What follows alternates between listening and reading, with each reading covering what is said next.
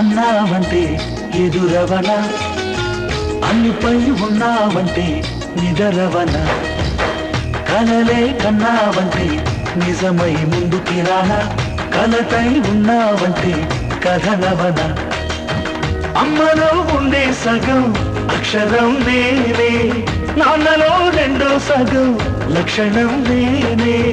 అమ్మ తోడు నాన్న తోడు అన్నీ నీకు అన్నే చూడు, చెల్లిపోని బంధం నేనమ్మా చిటి చెల్లెమ్మా, వెళ్ళిపోని చుట్టం నేనమ్మా. అన్నలోని ప్రాణం నువ్వమ్మా చిటి చెల్లెమ్మా, ప్రాణమైన చెల్లిస్తానమ్మా.